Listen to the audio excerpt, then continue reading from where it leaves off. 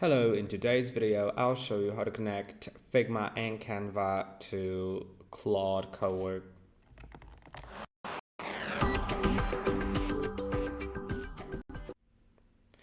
In order to do it, you can click on the plus sign once you're in the Cowork mode, the plus sign in the bottom left corner of the chat field.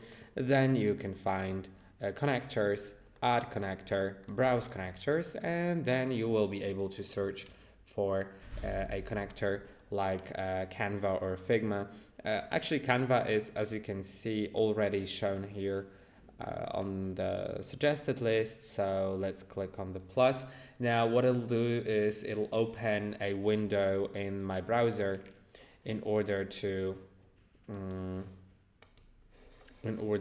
sign me in. I'll continue with Google so I can sign into Canva with Google.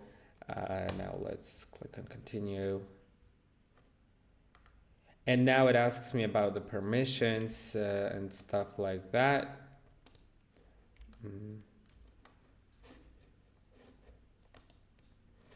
So there's reading material metadata, uploading, changing and deleting materials, and so on. Let's now click on allow, and as you can see, the authorization is successful. Then I can open Claude, and as you can see, now the Canva is connected. It shows it right here. I can see it right now, and I can just ask it for different things to do in Canva. So yeah, I can also select add from Canva and add things from it to work on them.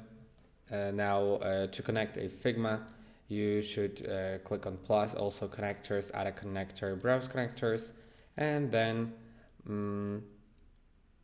search for Figma. Figma lets you generate diagrams and better code from Figma context.